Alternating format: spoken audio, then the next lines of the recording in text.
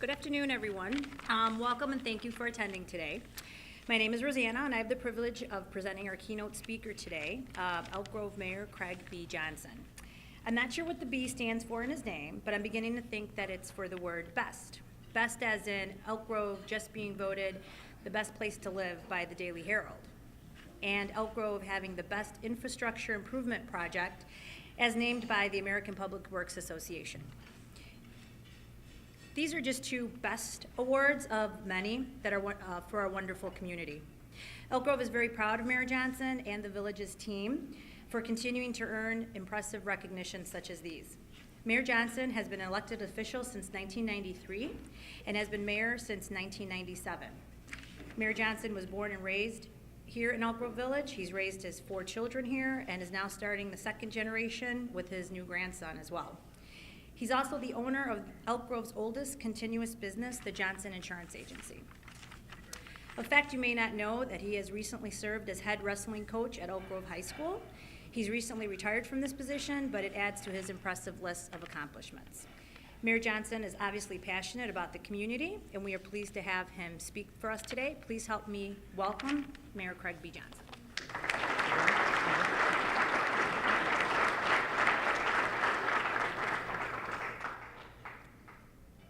I should sit down now after that introduction and call it a day.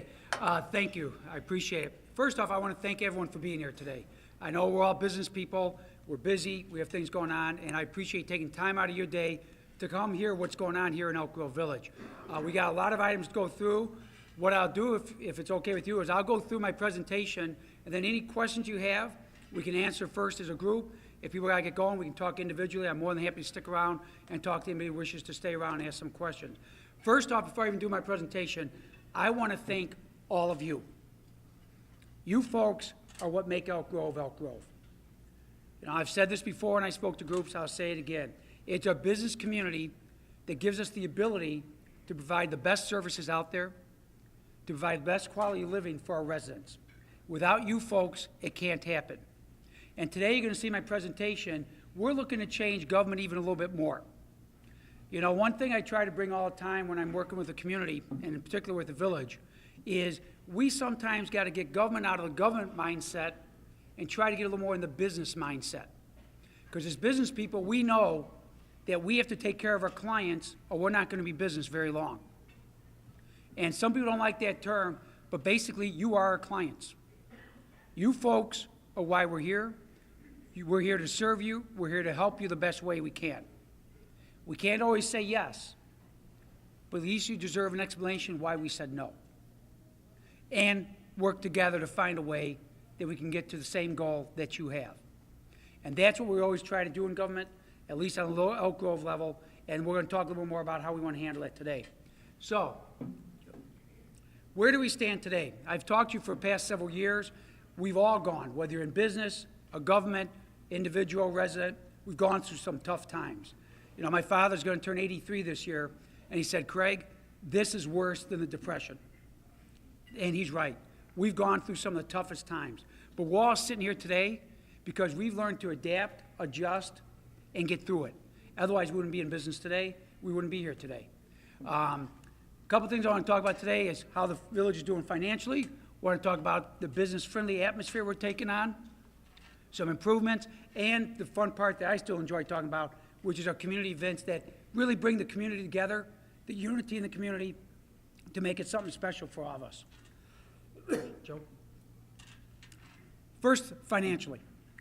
Moody's went out and readjusted, reevaluated every town that had its highest rating, which is a AAA bond rating. We got readjusted or re-looked at by Moody's. In this tough economy, as bad as it was, as we were right-sizing government, we're watching the dollars, everything like that, we got reaffirmed the highest rating you can have, which is AAA. Only 203 governments in the entire country has that rating. We've got it, we got it reaffirmed. And that's something I'm very proud of, and I thank my staff every day about, because that really means a lot. And why is that important? Because when we need money or we spend money, you get a lot better when you have that rating than if you lose that rating. I'm proud to say that we actually have a better financial rating than the federal government, and I'm very proud of that. Where we at financially, people don't realize Elk Grove's one of the biggest sales tax producers in the state. I know we don't have a Woodfield Mall, we don't have shopping centers, but we have that in Business Park that generates a lot of sales. And the good news is, as you can see, it's coming back. In 2008, which was one of our best years, we're just under 16 million sales tax revenue. We dropped to a low of just over 12 million, which is what, a 25% decrease. I'm glad to say that over the last 2 years, we're coming back and we're within about $1 million of our high. So we're starting to see some economic improvement, which we've been looking for. Sales tax is a great way to register and see what's going on economically. Because when people buy from our community, it's not like they're buying the end product all the time. They're buying products to make products, to manufacture, to do things that'll be passed on down the line. So that's a very good indicator early on that the economy is starting to show some signs of life. Something we're very excited about. For the first time in 5 years, we actually finished the year that just closed in a surplus, $600,000 surplus. We're very happy with that. We're excited about that. What we did, which was kind of unique, if you noticed, over the past few years, as towns were increasing gas fees, increasing all these other utility fees, raising property taxes, we weren't doing that. And the reason we didn't do that was we learned early on, at least I did as mayor, back in early 2000 after 9/11, that if you don't have some kind of a cushion to protect yourself, we've got nowhere to get money except from the people. We don't have a magical tree. We don't sell widgets. We have nothing to make money for. So what we did was during the good times, the early part of this past decade, and the middle part, we were putting away extra money, like that $600,000 surplus this year. We were stockpiling that in a rainy day fund. So that when the tough times come and you can least afford extra expenditures, we didn't have to go out and look at you. We were able to draw upon our reserves to meet that goal. And we were very successful with that. And because of that, we've held the line on expenses, we held the line on taxes, and more importantly, we held the line on government. Talked about this last year, I'm bringing it up again this year. We right-size government during these tough times. I don't call it downsizing, I call it right-sizing. Where our workforce is down about 12%, and I'm proud to say we did that without one layoff. Elk Grove Village has never laid someone off. We did it through attrition. I would have a hard time telling someone in this kind of economy, you're out of a job. But it doesn't mean we can't be innovative and look for ways to right-size government, which is what we did. We're now starting to see the benefits. And once again, for the 4th straight year, we decreased our budget again. We're holding the line on spending, we're holding the line on taxes, and we're trying to deliver the best government we can at an affordable way to meet your needs, but within your pocketbook means also. We're also seeing some improvement out there. 174 businesses either expanded or moved into Elk Grove in 2011, and we've got 4 tear-down rebuilds programs going on right now. Everyone knows about homes. You live in a neighborhood, the old small homes get torn down, new one built next to it. We're here in Elk Grove, we've got that going on in our business park, which we like to see. Some of these properties you'll see getting worked on in the pretty near future, there are significant pieces of land. Now, the biggest one I won't mention right now is 26 acres, going to be torn down and redeveloped. That's a big, big investment back in this community, and we're excited to see that happening. That's a strong sign that this economy is starting to turn around. Just some of the new restaurants that opened up here in the community. Hibachi Grill, I was at the ribbon cutting on Tuesday. Jersey Mike's, Hot Tamale, OK Burrito, and one of my favorites I've been waiting a very long time for, and depressed it wasn't open during the wrestling season. White Castle opened up over there on Oakton Street. So we're seeing some people making reinvestments back in the community, and that's a good sign. This is important. We understand that sometimes government and the private sector butt heads. We understand it's not always easy to work together. And that's what we're going to change here in Elk Grove. We're going to change Elk Grove's image of working with the business community and its residents. But more importantly, we're focusing today on the business community. We want to be known as the most business-friendly community in America. We want to be able to work with you. We're going to work to achieve the same goals. Because if you're successful, we're successful. And if you're successful, we're successful, then our residents are successful. You know, I tell people all the time, there's 2 ways you tell somebody no. One way you walk up to and you go, boom, no. Another way is you walk up, you put your arm around them and say, you know what, that's not really the best approach we can do, but let's see if we can find a way to make that no into a yes. And that's what we're going to be doing here in Elk Grove. We're going to be working with you to make those no's into yeses, or even better, working with you to find ways to make your business stronger and better before you even have to ask us. We enhanced our departments. We changed how we did business. You may not have seen it yet, but if you've been in recently, you may have. In the past, our economic department and engineering oversaw not only business permits, construction permits, but they also were in charge of overseeing public works projects, whether we're doing a street over, doing our sewer lines, other infrastructure improvements. What it was doing was, it was spreading that department too thin. They couldn't put in time of dedication and time to do everything fully the way it should be. So we changed. Now in Vito San Marco, all public works projects, anything the government's doing from streets to sewers to lights to anything else is going to be handled through his department. Mary Pye's department is going to focus solely on working with you. Whether you're a business or a resident, her job is to solely work with you. So you come in, you need a permit. You come in, you need to check up on an existing permit or something you're thinking about maybe doing, and you want information or ideas, how it can be done, that's her department. She's going to focus on you. And by doing that, it eliminates people, and it brings them down to a focused area that you can get done. And the most important part is that bottom point at the very bottom there. When you come in now to her department, you will be given a card and a person's name that is going to be your point person. So whether you got to get information about a fire department requirement, or you got to get something from the police department, or public works, or her department, that person is going to be the one to help you, guide you, and get you through that process from start to finish. We are going to be the customer-friendly village to deal with. Just like you do in business, I do in my business. We have people there to help someone when they call up my agency. We make sure, hey, if you got a question, give Craig a call. I'll make sure it's taken care of. Well, you know, I think so. No problem. I'll be your point person. We're going to do the exact same thing here in the village government. That way you can't say, well, you know, I talked to Tom one time, but Tom's not here, so then I saw Annette, and then Annette, I had to explain everything I did last time I was here for 2 hours, and then she said that, and then Annette wasn't here, so I had to go with Frank, and then Frank, no. You always see Tom. He may sit you down with Annette, but Tom will always prepare Annette for what we're going to talk about. It's going to become more cost-effective, it's going to become quicker, it's going to become friendlier, and more importantly, it's going to be the better way to do business, and that we're very proud of. Same thing here, too. If it's not working, I want to hear about it. If there's a problem, I want to hear about it. Because we're making an emphasis on the people that are working for the village, that if they're not customer-friendly, we may have the village's first layoff coming. They got to understand that they're here to serve you folks. And as I said before, there's 2 ways to say no. If they're not saying the second way, they won't get a chance to say no to anybody else again. That I can promise you. We're trying to do other things business-friendly. We're trying to advertise and promote the Elk Grove Business Park. Right now, we're in the middle of starting a taping of a program that will be shown on CNN, Headline News. It'll be a commercial, developed into a commercial that we can use throughout the area, throughout the region, throughout the country. It's actually a show called Today in America with Terry Bradshaw. Yes, the former quarterback. They're going to be doing some taping and commercial put together.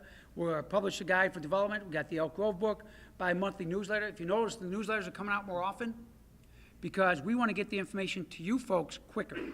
We don't want you to say, God, if I'd known about that, Mayor, we might have done something. But I didn't get a letter for 5 months. Not anymore. The letters come out more often with more information so you can do your job better and we can do our job better serving you. Also, the other thing is we're now going to start hosting open houses for new businesses. We've got a lot of new businesses coming to Elk Grove all the time. We want to reach out to them, welcome them, work with them, let them know who we are, what we're here for, and more importantly, how can we help them become successful here in Elk Grove Village. Some of the other things we got coming up, we got a free cybersecurity seminar on May 31st. I encourage you all to take advantage of that. We all know about cyber thefts and problems that occur. Take advantage of our expertise. Our police department does a phenomenal job. They're on the cutting edge of the security issues that go on, and they can give you that information to help you out at no cost. Because, to be honest with you, you're paying for it now. You might as well get it. Your tax dollars are providing us this ability to help you out. Take advantage of it. Other things we got, you can pay your utility bill online now. As I said, we want to hear back from you on good ideas, ideas to change. get back to us, let us know. Same thing, that person you're assigned to, that you come in for a permit with, if you got an idea of how to change things, let him know, let her know. It'll get up to Mary, and she'll bring it up to the board. If it's something good, we'll change. We'll work with you to make it better. We got an outreach program that we're now working with Harper College. One of the biggest complaints we hear from businesses is there's not enough trained people for the business. Where's Warren? I saw him here before. Warren can tell you right up front. He was telling us, we went to see his business about a year ago, Mayor, I want to hire people, just no one trained. Talked to him just the other day at Hibachi opening. Same thing. Goes, Mayor, I still got job opening. We need training. So we're working with him and other businesses and Harper College to get you a trained workforce available for your businesses. You know, we lost the old way of doing things. When I went to high school in Elk Grove, 30-some years ago, we used to have a, almost like a, trying to think what you call them. I mean, you know, like a carpenter's apprentice program. We had that. We had automotive training classes. They taught you, not everyone's going to become a computer genius. Some guys want to do other kind of work. You know, Elk Grove was a tool and die maker capital of the world at one time. Well, we don't train people in those fields anymore, yet they still exist. We need to adjust and adapt to the needs that are out there for the businesses to make sure you get a trained workforce to help you succeed and expand. And more importantly, that young man sitting there by the window, and he's sitting right over there in a jacket, we've now got a gentleman, Josh Grotson, who is here for you. He wants his phone ringing off the hook from you folks. He wants to meet with you. He wants to talk to you. He wants to work with you. A lot of these things we're doing are Josh's ideas. He's been in the business market. He knows what's going on. He's given us the ideas that we're going to take forward to make us a better community for that. And I thank Josh every day. So give Josh a call, 357-4005. He'll be there for you. I guarantee it. Other things we're doing is we're now going to allow permitting, allows businesses and residents to look for construction permits online. Use the computer. It's quicker. It's easier for you. It's there for you. You can check status of your permits 24 hours a day, 7 days a week, whether you got a inspection coming up or where your status of your permit is. You can upload files, contractors, license, other stuff. It all makes it quicker, easier for you to do business. We understand time is money. If we can find you a fast way to do business, that saves you money, and that's good. That's a win for everyone. Go ahead. Something else we got out there now is we are now, we got the Elk Grove app. Elk Grove app is great for the business community. It gives you a chance to get your products, what you want to market, out there to the residents and to other people out there. So we encourage you to look at that. You get to, download it, free shop Elk Grove. You can see what's out there. You can offer special deals, people. If you're a restaurant, you got a special going on. That's a way to reach to the people just like that. So we are catching up in today's society. Government's trying to get on the cutting edge, and just another example how we're trying to do it here in Elk Grove. We're doing a lot of work here in the community. As we talked about last time I was here, we just are unveiling our $250 million industrial revitalization program. We are working to make sure that business park stays on the cutting edge, that meets today's standards, not what was 50 years ago, and a lot of it was built. And we're proud of doing that. Matter of fact, as Rosanna said earlier, we're very excited about some of the work we did. It's not sexy kind of work. Water main improvements, sewer rehabilitation is not something you stand there putting your arm around getting pictures with. But if you don't have a strong infrastructure, as you know with a house, you don't have a strong foundation, you don't have a strong house. If we don't have a strong infrastructure, we can't deliver the services you need to be a strong business. And we're working hard on that.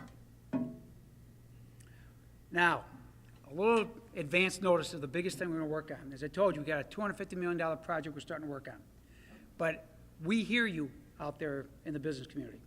We know the biggest problem we have in our business community is flooding. It's funny. For years, all I heard was, Mayor, taxes, taxes, taxes. Then I heard traffic, traffic, traffic. Now I'm hearing from the businesses, flooding, flooding, flooding. We heard you. And that's why we're going to continue working on our water main improvements. We're going to continue working on our sewer improvements. But more importantly, we're going to fix that problem. We're going to aggressively embark on a $35 million water retention, water reclamation project here in Elk Grove Business Park. That site was just last July. July of last year, that's over by Lively Boulevard. That is unacceptable in our community. That is something we will not idly sit by anymore and allow to occur. Can't happen. show you how bad it was. In March, everyone knows how dry we've had a winter and spring. In March, we had that one Friday, we got about an inch of rain. We had people phone calling our village hall concerned that that was going to happen again. That's wrong. You business folks have far more to worry about than us not taking care of our side. It's going to be addressed, Joe. And we got a lot of the infrastructure in place to get it done. It just hasn't been upkept. If you look at the two pictures to the left, that's our culverts, how they look today, and you can see it just doesn't function. If you look at the upper right, that's how they should look. And if they look like that, they're going to work like that. It's going to eliminate a lot of the problem, Joe. It looked nice when Syntax developed the idea, the upper left, the top, putting trees along the back of properties where the culverts to run the water. It looked nice, but over time, they grow, they got weeds, they got blockage in the system to make it work. The bottom right is the way they should look. That's the way they work effectively, efficiently, and they do their job. That's what you're going to see happening here in Elk Grove. We're going to make sure our infrastructure works. Our stormwater management is going to be addressed. We're going to get that resolved. It's a big project. We may be buying property for detention areas. We'll be working with the deep tunnel project. There's a lot of work we got to do. It's something that was designed 50, 60 years ago and has not been addressed. For that, I apologize. I've been mayor almost 16 years. I take some responsibility for it. And I apologize to you for it. But we're going to finish it. We're going to fix it, and you're not going to have to worry about that problem anymore. Sanitary infrastructure, as you know, we got the clay pipes. We've been slowly working on it. We do a process where they actually run a liner inside the existing pipe. It cures in there. It's a third the cost, less interruption, and it makes it work. So we're aggressively going to continue to work on that. We've been working on it. We're going to continue to work on that for you. Another thing that you may not think impacts you, but it does immensely, and that's BUSSE Woods. You know the lake that's out there, BUSSE Woods Lake? When I was a kid growing up in Elk Grove, BUSSE Woods did not look anything like it did today. Up until the early 70s, it was actually pretty wild. There was a creek running through it, no lake. Matter of fact, we used to go out cross-country skiing, and a couple times we actually saw trappers would actually have traps trying to catch fox and other animals out there. That's how kind of backwoodsy it was. I used to be able to camp out there. I've spent many nights. We camped out there all the time. So then Cook County came up with a great idea. We've had flooding problems because of Salt Creek forever, since the village started, and other towns downstream, Addison, Wooddale, Itasca. So the Forest Reserve had a great idea. We're going to build a reservoir with a dam. So when the rain comes, we can raise that dam, flood the woods, instead of homes, businesses, and streets. It made sense. The problem we had is, when they built it, don't go there, go to the next one, Joe. Okay, when they built it, after a few years, and the Forest Reserve put all the investment in the BUSSE Woods, they put the bike path, they got the docks for the boats, they really made a recreational area, which we like, but they didn't want to potentially damage that, so they locked the dam open. So it really does absolutely no good right now when rain comes. That's hence why we still flood. So for years, we tried to figure out a way to make this operational that makes the Forest Preserve happy, but also serves our needs. And we think we finally found it. As a matter of fact, for the past year and a half, almost 2 years now, we've worked very hard with the Cook County Forest Preserve, DuPage County, and our communities to the south.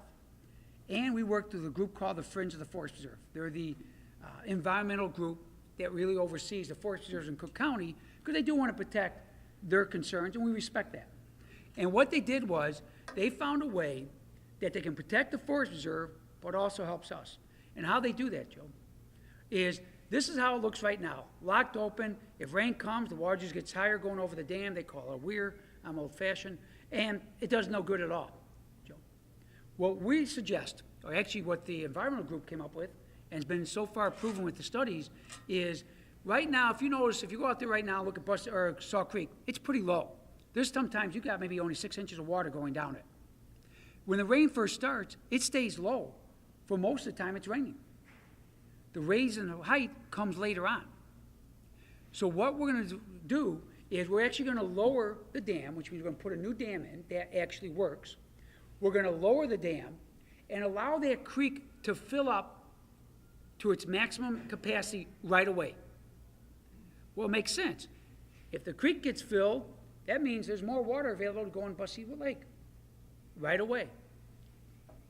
Joe.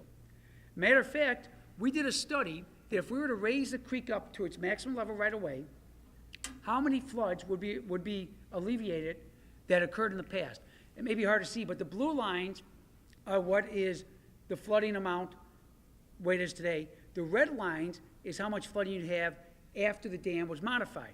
If you look going all the way back to 1948, how many times that red line is well below the 100,000 flood line there, which is what the maximum capacity of the creek, how many times that flooding is below that flood line? Go ahead, Joe. All the way up to today. Now, there's some instances, yes, it's still going to flood. When we had that one time in, was it 87, when we had like 18 or 12 inches of rain overnight, not going to stop it. But look at this thing as you look at the chart. Even when it does get above the flood stage, look how the red line's lower than the blue line. Even though it didn't stop flooding completely, it eliminated amount of the flooding and it shortened the duration of the flooding. So instead of being flooded for 6 hours, it might be 1 hour. Instead of having 5 inches on the road, it might be a half inch. Well, 5 inches to a half inch makes from being passable to impassable. Joe? Here's an example when I say it's not just the residents that are concerned. That's Devon Avenue, one of our main streets that people use for a business park. Just like they use Elk Grove Boulevard, getting to and from main arterial. Tani, other streets that affect the businesses. Because you know what? Your office may not flood, but if your worker cannot get to work, it might as well flood it because they can't produce for you. If you're a trucking company, if you can't get your freight out of the community, that truck sits at your dock for another day. That costs you time, that costs you, more importantly, money. Fixing BUSSE Lake to do what it's supposed to do will save the business community immense amount of money from lost productivity. We don't have a lot of houses that flood here in Elk Grove. Downstream in Addison, Wooddale, Itasca, they have some of that impact. We don't, but we have impact on businesses. And it's not just your business flooding, it's just being able to get to and from your business makes a big difference. So we're working very hard on that. Matter of fact, we're getting very close. We got the engineering study still going on. We're getting very close to having an agreement between DuPage County and Cook County. We will be the lead community and government getting this project done since it's basically in our community. And if this gets done, I shouldn't say if, I say when it gets done, this will be the first time in the United States history that a flood mitigation project of this type has ever been done between two counties in this country. That's, again, going back to the old way of government. Well, I'm not worried about Cook, I'm DuPage. Well, I'm not worried about DuPage, I'm Cook. No, we all work together, we all live together, we all have to come together. And that's what we're doing on this project. Again, 37 flood events, 20 we'd have absolutely no flooding at all, Joe. And the remaining, we'd actually have very minimal. It's a win project, and we're excited about that. Something that we've been looking at for 50-some years, we're going to finally resolve. Here's the bad news. As much as we've worked hard here in Elk Grove, and I'm very proud of my staff, from Ray Rummel, the manager, Matt, all my department heads here, and all my employees. I mean, whether it's a police officer, firefighter, or public works employee, they all stepped up to get us through this tough time. The sad part is we also have outside influences not always giving us positive influences, and we're starting to see that. Joe? Our good friends to the east, the city of Chicago. The city of Chicago realized a few years ago that they've got old infrastructure for the water system. Do you realize they still have wood pipes carrying water to some neighborhoods in Chicago? The ones they put in back in the 1880s, they still have. So our good friend Mayor Emanuel decided, well, we need to fix our infrastructure for water. Well, that costs a lot of money. Well, how are we going to pay for that, folks? Let's build the suburbs. They're buying water from us, let them pay for it. So unfortunately, the city of Chicago recently passed on a 25% first-year water rate increase, a 15%, 15%, 15% the next 3 years. They passed it on to us. Obviously, we're not happy. Obviously, there's not much we can do about it. And as I said before, as much as we control what we do and manage what we do, outside influences sometimes affect us. And because of that, you're going to see, and I know some businesses use a lot of water. I apologize for having to do this, but we've held off now longer than almost any other town that gets Lake Michigan water. We recently passed, that will be our increases over the next 4 years. Now, all of what's being passed on, we're absorbing as much as we can. But that's happening, folks, and that's a shame. But we got no choice. Let me give you an example. Some people have asked the question, well, Mayor, why don't we stop buying Lake Michigan and use our wells? The problem is, in 1983, we entered into a 40-year contract with Chicago. It made sense back then. It was the first time suburbs actually were getting water from Chicago. 40-year, what they thought was good for the suburbs, because Chicago can't take it away from us, so they locked into it. We looked at ways of getting out of the contract, we can't. We thought about using our wells, because we still have our wells as backups. Problem is, we are promising Chicago a minimum amount of water.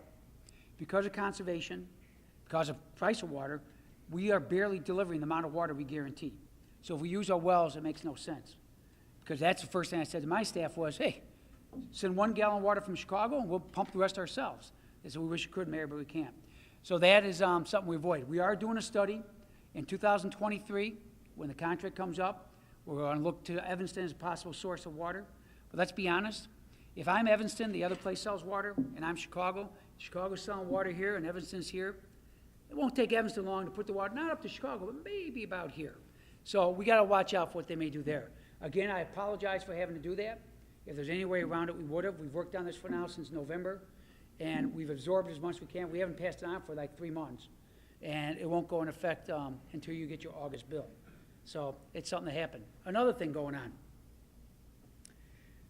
on. Everyone knows about the pension problems. Everyone knows that the one they're talking about lately is the school district pension problems. As you know, school districts have their own duly elected board that decides how people retire, service. If they want to give them those kicks they were giving them for a while, they're giving 20% boost the last 2 years to get them out as a teacher because they save money and let the pension down the state pay for the cost. Well, because of that, they have some big financial problems. Remember, it's caused by 2 groups, the state and the school district. Elk Grove Village has absolutely no oversight, no say, no control, and we shouldn't. They got their own duly elected board, and you got your own duly elected officials in Illinois. Well, Mr. Madigan, in his infinite wisdom, decides to take away tax dollars going to municipalities to pay for the pension shortfall. It would cost Elk Grove, what he's got before the House right now, $1.6 million of our revenue each year that we currently get as our share of the tax sharing revenue that's been in place since 1969. So here, in Mr. Madigan's infinite wisdom, we get to pay for the mistakes that they made and the school district. Needless to say, we are fighting. They tabled it yesterday. Every municipality is upset about this. It's not right. I will own up for my mistakes. I'll own up for issues I have to address. I won't hide from it. But I'll be damned if I'm going to pay for the mistakes that the state makes and the school districts make. It's not right. So that $600,000 surplus I was so proud of, I talked about a little bit ago, now becomes a $1 million deficit like that, just because Mike Madigan wants to avoid making tough decisions. That's not right. So we're going to continue to do it. Give you an example.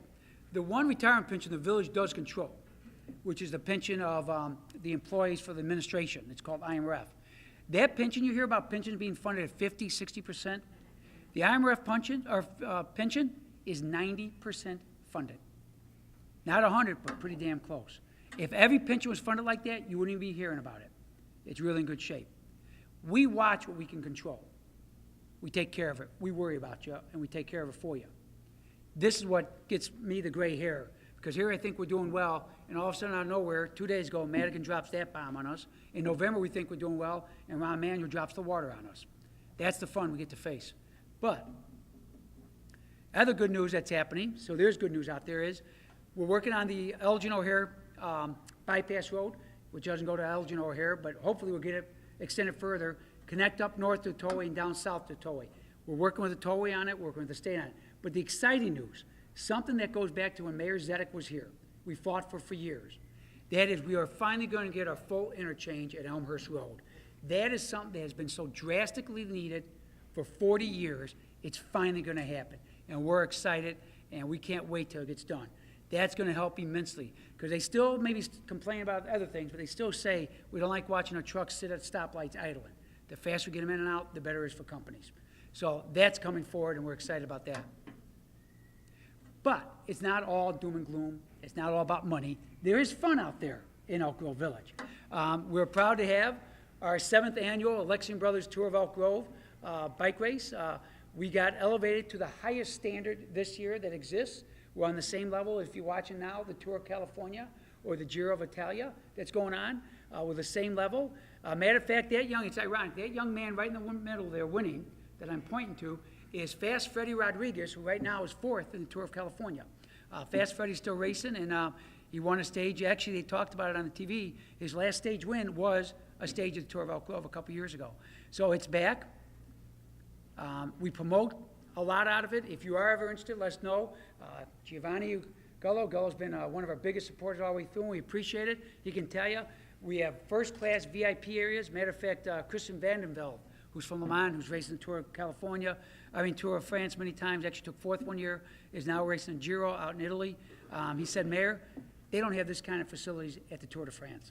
You really put on a first-class thing. So if you ever want to be part of it, it's a good way to bring your clients out. It's a good way to talk about something. If you've never seen professional bike racing, it is really an unbelievable sport. I can speak firsthand.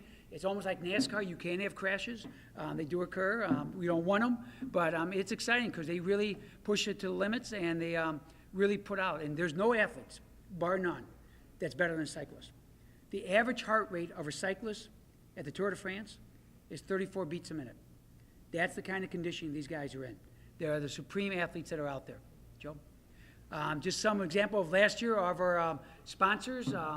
We get our national sponsors, we get local sponsors. The Blackhawks, of course, are back this year. You see some big ones, McDonald's, other ones, and you see local ones. Racovino's up there, Safeguard Basement Technologies.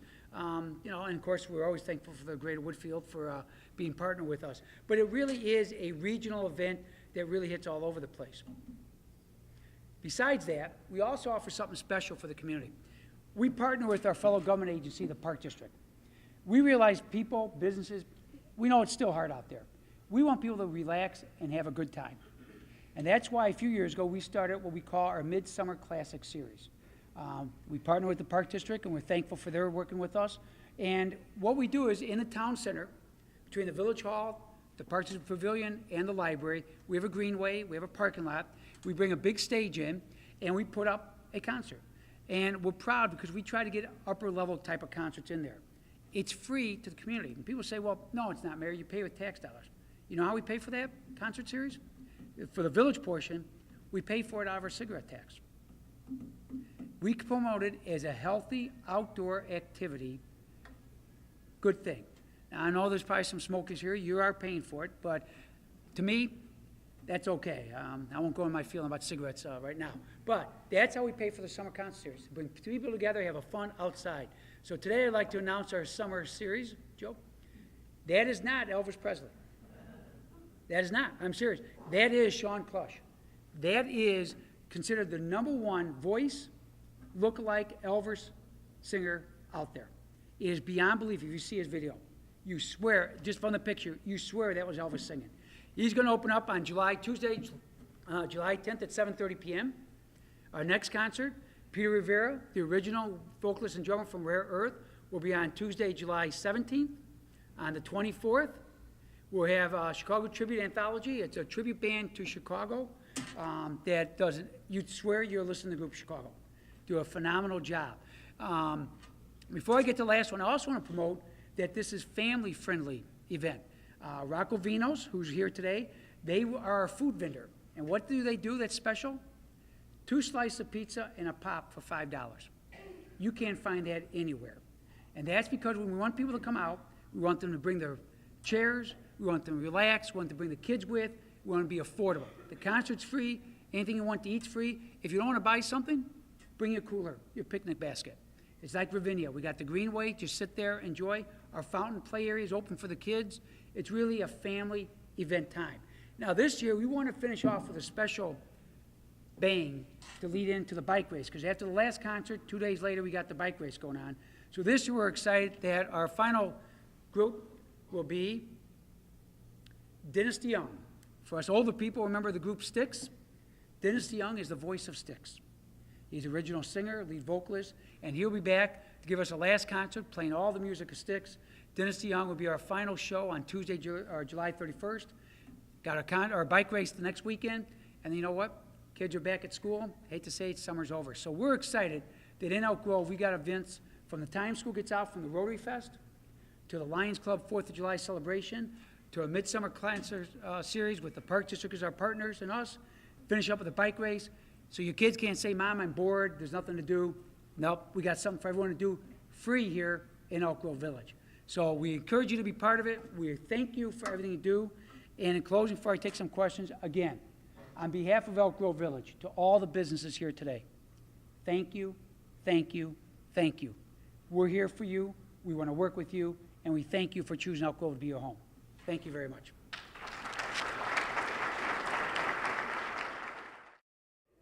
The question is, what's happened with O'Hare expansion since, actually we stopped fighting this. There's still 2 suits going before the Supreme Court, we dropped. Once Chicago announced that all they're taking in Elk Grove was 2 parking stalls in 1 building over by Carmen, that's a 20-foot by 48-foot area, we said, thank you, we're done. We never fought Chicago on the runways. They weren't going to come in our town. What we fought Chicago on was where they're going to put that roadway. And because of you business people, and the residents, and the school district, and the park district, and the library, and all the other entities coming together, not just in Elk Grove, but throughout the region, we were able to stop Chicago and the state from putting a major expressway down BUSSE Road. That was always what we were concerned about. That expressway down BUSSE Road would cost us 800 businesses and the village about $10 million in tax revenue. And would have divided our town in half, our business park in particular. That's what we fought. Once the road was gone, if remember we had it right here in this room, we delivered 40,000 cards opposing that plan and supporting the plan we're working with now with the Elgin O'Hare, and that is on the east side of the village, west side of the airport. There's nothing to fight. Chicago, we've always said, you can do whatever you want on your land. You can build 50 runways. We don't care. Just don't take Elk Grove for your benefit at our expense. We were successful. Bensonville, they weren't so successful. They lost a lot of land, but every town had to make their decision. They had change of leadership. They decided to go a different direction. But we came out perfectly fine. We have no problem with that at all. Thank you, ma'am. And any other questions?